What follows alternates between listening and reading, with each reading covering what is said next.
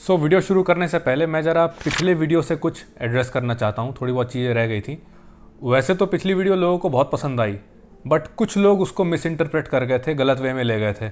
उनको ऐसा लगने लगा कि मैं तरुण सर को डीमोटिवेट कर रहा हूँ, जो कि बिल्कुल भी नहीं है।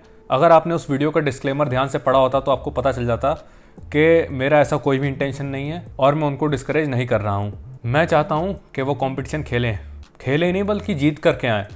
वो 39 की एज में कॉम्पीट कर रहे हैं, इस बात के लिए तो रिस्पेक्ट है ही मेरे दिल में यार। और यार तरुण सर मेरे बड़े भाई की तरह हैं, और जब एक भाई मिस इन्फॉर्मेशन फैलाएगा तो दूसरे भाई का तो फ़र्ज़ बनता है ना सही करना उसको, राइट। बड़े भाई और छोटे भाई के बीच में मजाक चलता रहता है, और जब मस्ती मजाक रहता है वीडियो में तो लोग बोर भी नहीं होते हैं। तो मैंने उनका थोड़ा बहुत मजाक ज़रूर बनाया, but I was respectful the whole time. But अगर फिर भी किसी को बुरा लगा हो तो मैं आपसे हाथ जोड़ के क्षमा मांगता हूँ, और आगे से कोशिश करूँगा कि वीडियोस प्रोफेशनल रहे, प्रोफेशनल डिबेट रहे उनमें। मैं मस्ती मजाक कम करूँ थोड़ा, है ना। देखिए, क्रिटिसिज्म और रोस्टिंग में बहुत अंतर होता है। कुछ लोग मेरी लास्ट वीडियो को रोस्ट समझ रहे थे, बल्कि वास्तव में वो एक क्रिटिसिज्म था। क्रिटिसिज्म में भी वो कंस्ट्रक्टिव क्रिटिसिज्म था। मैंने उनकी कुछ गलतियाँ पॉइंट की और उनको सुधारने के उपाय बताएं। देखिए, हर किसी की लाइफ में कंस्ट्रक्टिव क्रिटिसिज्म करने वाले लोग होने चाहिए, तभी तो वो ग्रो करते हैं।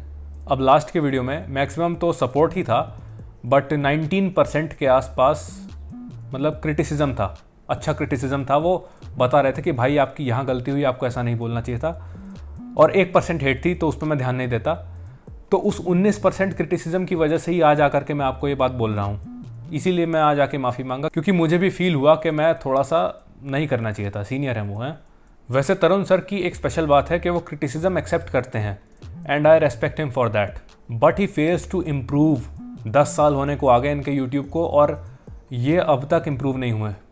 इतने लोगों ने इनको क्रिटिसाइज़ किया, but he refuses to improve all the time. तो ये यूट्यूब की क्रिटिसिज्म तो सुन भी लेते हैं चलो, लेकिन इंस्टाग्राम की तो सुनते भी नहीं है।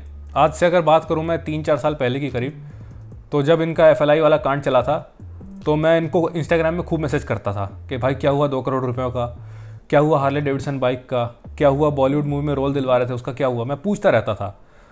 सो ही ब्लॉक्ड भी, नहीं झेल पाए क्रिटिसिज्म वहाँ पर। जबकि मैं अब्यूजिव लैंग्वेज का भी यूज़ नहीं करता था, मैं सिंपल पूछता था बस।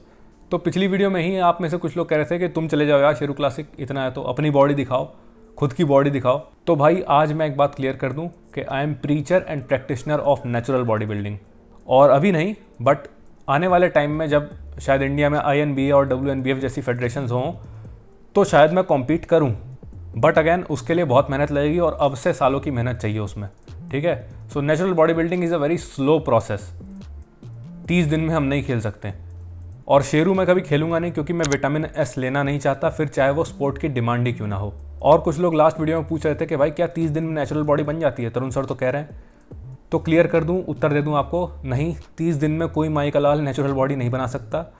मुझे खुद कट करने में 20-22% से 15%, 14% के नीचे आने में मुझे 3 महीने लग गए थे, ऑल नेचुरल। सो वही बात है, अगर कोई कॉम्पिटिटिव बॉडी बिल्डिंग खेल रहा है तो उसके लिए तो डिमांड है यार, ये उसके स्पोर्ट की डिमांड है, एनाबॉलिक्स, समझे। और पिछली वीडियो में लोग ये भी कह रहे थे कि भाई पार्शियल रेप से रिजल्ट मिलता है, तो हाँ यार मैंने भी कहा है, मैंने कब मना किया। तुम ध्यान से सुनते नहीं हो। कई बार क्या होता है, आदमी वो सुनता है जो वो सुनना चाहता है। मैंने जहाँ बोला कि ये पार्शियल रैप लगाते हैं, उसके थोड़ी देर बाद ही, मैंने क्या थोड़ी देर क्या जस्ट बाद बोला कि पार्शियल रैप को एज अ टूल यूज़ करने में और हर बार लैक ऑफ नॉलेज की वजह से लगाने में बहुत अंतर होता है। हाँ, उसको हम कभी कभार एज अ टूल यूज़ कर सकते हैं इंटेंसिटी बढ़ाने के लिए, वो एक अलग केस है। लेकिन जो उसको हर बार यूज़ कर रहा है, इसका मतलब ये है उसको लैक ऑफ नॉलेज है। हाँ, अगर आप एक एडवांस लिफ्टर बन जाते हैं, तब आप पार्शियल रैप्स को एक टूल की तरह यूज़ कर सकते हैं अपनी इंटेंसिटी बढ़ाने के लिए। बट उसके लिए you should know your shit first. ये था मेरा पॉइंट। तुम सुने नहीं यार ध्यान से वीडियो। और एक इनकी मैंने वीडियो देखी, और ये वीडियो देख करके ना मैं बहुत दुखी हुआ, दोनों तरुण गिल जी से भी और नूर भाई से भी। क्या हुआ सुन लीजिए। और मुझे एक बात बताओ आप, तो आप व्हाई डू यू थिंक कि जो साइकिल है वो एक शॉर्टकट है? आपको लगता है ये शॉर्टकट है? Let me tell you, it is not a shortcut. अगर ऐसे ही कोई कंपेटिटिव एथलीट बन जाता तो फिर तो सारे भाई मार्केट जाते, एक साइकिल लेते, एथलीट बन जाते। देखो, इंजेक्शन का एक्सेस सबके पास है, आपके पास भी है, मेरे पास भी है, लेकिन क्या वो लोग मेहनत कर पाते हैं? मैं नाम नहीं लूंगा। तो ये दोनों क्या कर रहे हैं यहाँ पर, ये दोनों स्टेरॉइड्स को जस्टिफाई कर रहे हैं। तो इनके कहने का अर्थ है कि steroid is available to everybody. मतलब ये इनडायरेक्टली ये कहना चाह रहे हैं कि अगर आपके पिछवाड़े में दम है तो आप भी एनाबॉलिक्स लेके बॉडी बना करके दिखाओ। मतलब Tarun ji, you have millions of subscribers, आप अपनी रिस्पॉन्सिबिलिटी को समझते हो? यूथ की चिंता है आपको बिल्कुल भी? क्या मैसेज दे रहे हो यार? आपका काम है सच बोल के बच्चों को इन सब चीज़ों से दूर रखना। आपको बोलना चाहिए था ना, yes we use anabolics, but इसलिए क्योंकि वो स्पोर्ट की डिमांड है और आप लोग दूर रहिए इससे। कोई बहुत अच्छी चीज़ नहीं है जो आप खुले में चैलेंज दे रहे हो कि यार इतना है तो ठोक के बना के दिखाओ बॉडी। मतलब हद है यार। और अगर ऐसी बातें तरुण जी करें तो चलो समझ में आता है, क्योंकि वो एक फ़िटनेस प्रोफेशनल तो है नहीं, वो एक जर्नलिस्ट हैं, उनको पता नहीं फिटनेस का ABCD भी, और वो तो कुछ भी बोलते हैं। He has no clue what he is talking about. But वहाँ पर नूर भाई भी खड़े हैं and he is an athlete. हाँ, उन्होंने थोड़ा बोला कि नेचुरली बिल्ड करो, ऐसा हल्का फुल्का उन्होंने बोला, लेकिन यार जस्टिफिकेशन तो वो भी दे रहे हैं। नूर भाई आप एथलीट हैं यार, अपनी रिस्पॉन्सिबिलिटी को समझो यार। लोग देखते हैं आपको, आपकी गलतियों को पॉइंट करके यूट्यूब में डालो तो बच्चे लोग कमेंट करते हैं जलो मत, बराबरी करो। अरे भाई, इसमें जलने की बात कहाँ से आ गई? अगला बंदा गलत एक्सरसाइज मार रहा है, उसको देख के तुमने गलत एक्सरसाइज मार ली, तुम्हारी स्लिप डिस्क हो गया, पिछवाड़ा टूट गया तुम्हारा, तो कहाँ धक्के खाओगे अपने माँ बाप के साथ? ये तो यूट्यूबर हैं, ये तो करा लेंगे अपना इलाज, तुम्हारा क्या होगा? जलो मत, बराबरी करो। कैसे करूं बराबरी? कैसे करूं बताओ? गलत एक्सरसाइज लगा के करूं बराबरी? तुमसे 2-2 हज़ार रुपए लेके भाग जाऊं, ऐसे करूं बराबरी? मेरे भाई, यूट्यूब मेरा केवल एक काम नहीं है, इसके अलावा भी बहुत सारे काम करता हूं मैं। जलने की बात कहाँ से आ गई यार? ठीक ठाक घर में बैठा हूँ, ठीक ठाक गाड़ी चलाता हूँ, मैं शो ऑफ नहीं कर रहा हूँ, बट मैं बता रहा हूँ आप लोगों को जो कहते हैं जलो मत, बराबरी करो। ऐसा क्या है उनके पास जो मेरे पास नहीं है? साल भर उनसे अच्छी शेप में रहता हूँ, बॉडी की बात कर लो तो जलो मत, बराबरी करो। तो भाई क्या कुछ भी बोलते रहते हो? सोचा करो, थोड़ा प्रयोग करो। तो यार मैं वीडियो नूर भाई के टेक्निक्स पर बना रहा था, बट देखो कहाँ चला आया मैं। कुछ लोग होते हैं कभी कभी दिमाग ख़राब कर देते हैं। बट एनीवेज, तो अब से स्टार्ट करते हैं। तो पहले मैं ये क्लियर कर दूं कि नूर भाई का मैं बहुत सम्मान करता हूं, but as an athlete, as a coach अगर देखें तो उनके कोचिंग के तरीक़ों से मुझे थोड़ी समस्या है। बट फिर भी इसका ये कहीं से मतलब नहीं है कि मैं उनकी डिसरिस्पेक्ट कर रहा हूँ। तो सबसे पहला पॉइंट जो मेरा है वो ये है कि more sweat is not equals to more fat loss. यानी कि ज़्यादा पसीना निकलने का मतलब ये नहीं होता कि ज़्यादा फैट लॉस हो रहा है। बट अगर तरुण जी और नूर भाई जी को देखें तो ये लोग वर्कआउट से पहले कोई एक बेल्ट का यूज़ करते हैं, जिसको तरुण जी अपने पेट पे बांधते हैं, कहते हैं, और जैकेट पहन के रखते हैं कि इससे ज़्यादा पसीना निकलेगा, वर्कआउट के समय ज़्यादा फैट लॉस होगा। सुपर इफेक्टिव है ये बेल्ट। आप पसीना देख रहे हो मेरा, जबरदस्त, और ऐसा टाइट फील हो रहा है कोर मेरा। बट ऑब्वियसली थोड़ा साइकोलॉजिकल भी हो सकता है, बट गाइस मजा आने वाला है। गर्मी पड़ती है यहाँ पेट पे, प्लस कार्डियो, ऊपर से जैकेट। गाइस कोई कसर नहीं छोड़नी, करना है तो करना, और जैसे मैं हमेशा कहता हूँ, जीतना है। तो गाइस नूर भाई बांध रहे हैं मुझे बेल्ट। उन्होंने करी थी रेकमेंड मुझे कि ये बांधनी बहुत ज़रूरी है अगर आपको कमर अपनी 2 से 3 इंच कम करनी है। कल मैंने वीडियो भी आपने इसका डाला था, मैंने कल वाले ब्लॉग में। अब इसको पहन के वर्कआउट करना और देखना है इसका क्या मैंने। अब क्योंकि तरुण जी तो एक जर्नलिस्ट हैं, इनको फिटनेस के बारे में कुछ पता नहीं, तो मैं मानता हूँ कि नूर भाई ने ही सजेस्ट किया होगा ऐसा करने के लिए। बुरा ना मानना नूर भाई, बट ऐसा कुछ नहीं होता। आइए अब इसके पीछे का थोड़ा सा साइंस समझते हैं। तो स्वेटिंग या पसीना आना एक नेचुरल प्रोसेस है हमारी बॉडी को ठंडा रखने के लिए। जब भी बाहर का एनवायरनमेंट गर्म हो जाता है या फिर हमारी बॉडी का टेम्परेचर गर्म हो जाता है कोई भी एक्सेसिव फिजिकल एक्टिविटी करके, तो बॉडी का टेम्परेचर चेंज होता है, राइज होता है, और उस टेम्परेचर को मेंटेन करने के लिए, कोर टेम्परेचर पे लाने के लिए बॉडी पसीना रिलीज करती है, और वो पसीने के ड्रॉप्स हमारे स्किन की सरफेस पे से हीट ले करके इवेपोरेट हो जाते हैं और एक कूलिंग इफेक्ट देते हैं स्किन पर। और ये पसीना होता क्या है बेसिकली? ये होता है पानी और इलेक्ट्रोलाइट्स का मिक्सचर। तो अगर आप ऐसा सोच रहे हैं कि आप वर्कआउट के समय ज़्यादा पसीना बहा देंगे तो आपको वेट लॉस होगा, तो ये सही है, वेट लॉस होगा, थोड़ा सा वेट लॉस होगा, बट वो बहुत टेम्पररी होगा, क्योंकि अंत में आपके शरीर से जा कह रहा है पानी जा रहा है ना, वो बहुत टेम्पररी होगा, बहुत कम समय के लिए होगा। जहाँ आपने अपने शरीर को फिर से पानी दिया, रिप्लेनिश किया मिनरल से, सॉल्ट से, सोडियम लिया थोड़ा सा, वहीं वापस आ जाएगा आपका वेट। तो ये सब करने का कोई पॉइंट नहीं है यार, पॉइंटलेस है। इससे आपको फैट लॉस में कोई भी बेनिफिट नहीं होगा, उल्टा आपको इससे नुकसान होगा कि अगर आप जैकेट वैकेट पहन के ज़्यादा पसीना बहा देंगे वर्कआउट में, तो जो आपके इलेक्ट्रोलाइट्स हैं बॉडी में वो जल्दी निकलेंगे, और जब वर्कआउट के बीच में ही इलेक्ट्रोलाइट्स की कमी पड़ जाएगी बॉडी में तो एनर्जी रहेगी ही नहीं, तो आपका वर्कआउट सफ़र करेगा। आप उतना जान लगा के वर्कआउट ख़त्म नहीं कर पाएंगे जितना आप पहले लगा सकते थे बिना जैकेट के।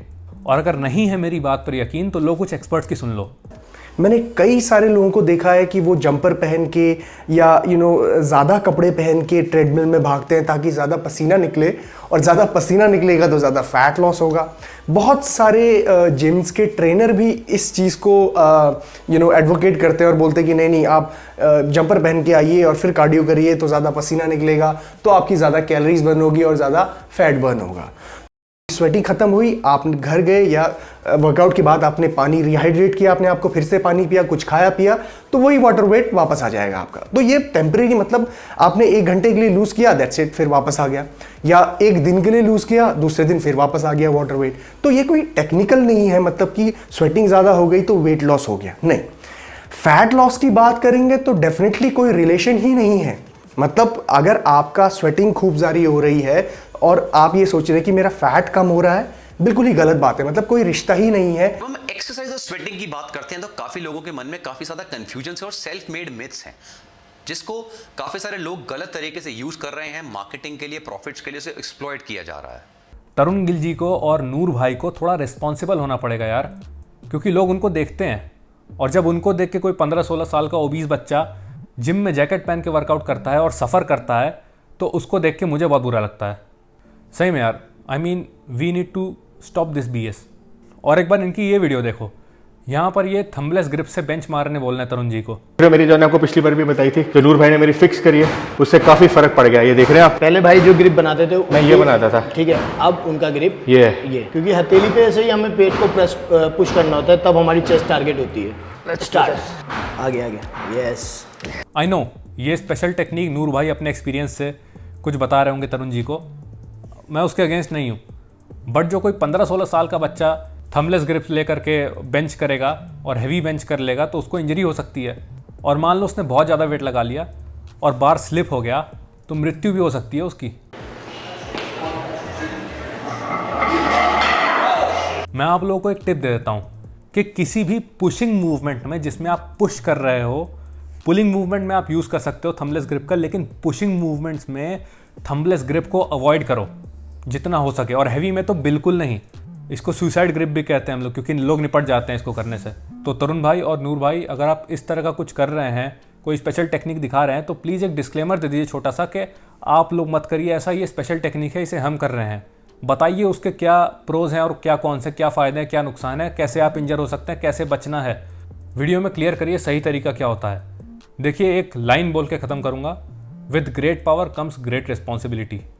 अब पिछले कुछ दिनों से नूर भाई और तरुण भाई मेरे जीवन का हिस्सा बन चुके हैं। सोते उठते मैं इन्हीं की वीडियो देखता हूँ, और आपको एक बात बता दूँ, इनकी 30-35 वीडियो देखी होंगी मैंने, और उसमें मैंने 37 to 38 pieces of miss information point out किया था। 37 टाइम्स इन्होंने गलत इन्फॉर्मेशन दी है अपने वीडियोज़ में। ये जो सीरीज़ चल रही है अभी 30 दिन वाली, उसकी बात कर रहा हूँ मैं, बट क्योंकि इसी में उतना टाइम लग गया तो बाकी मैं डिस्कस नहीं करूँगा। और एक और बात मैंने रियलाइज़ करी है कि दलदल में जितना आप बाहर निकलने की कोशिश करोगे ना, वो उतना आपको नीचे खींचता जाएगा। सो हो सकता है तरुण जी पर ये मेरी लास्ट वीडियो हो, होपफुली। गाइस, अगर आप रियल मीनिंग में, मतलब आप रियल मायने में अगर आपको लाइफ में कुछ एक्सपीरियंस करना है ना, कुछ भी एक्सपीरियंस करना है, एक बारी कॉन्टेस्ट की प्रेप ज़रूर करना। मैं कहता हूँ मत खेलना, बिल्कुल मत खेलना, और इसके पीछे का रीज़न भी दूंगा। एक वीडियो आएगा मेरा, और हो सकता है उससे बहुत लोगों को चोट लगे, बहुत ज़्यादा चोट लगे, क्योंकि मैं थोड़ा सच बोलने वाला हूँ उसमें, ठीक है। रियलिटी दिखाऊंगा तो चुभेगा आपको। इनकी एक आध और मेजर गलती थी, जैसे कि ओपनली बोलते थे कि मैं 80 ग्राम कार्ब ले रहा हूँ, क्योंकि जितना कम कार्ब लोगे उतना जल्दी रिजल्ट मिलेगा।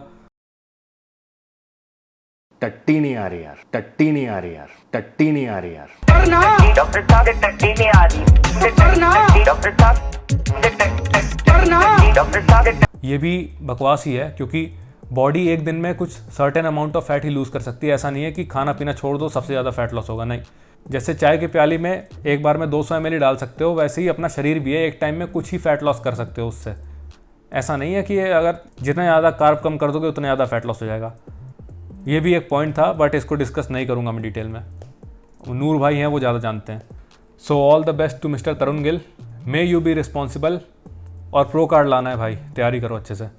तो देख लीजिए, अगर आपको कुछ सीखने मिला हो तो सब्सक्राइब कर लीजिए, वीडियो लाइक कर दीजिए, और अगर आपका कोई भी प्रश्न हो तो कमेंट में पूछ सकते हैं, या फिर मेरे सोशल मीडिया हैंडल्स यहाँ पर आ जाएंगे, आप वहाँ पे भी जाके पूछ सकते हैं। ठीक है, यहीं तक था, बाय बाय।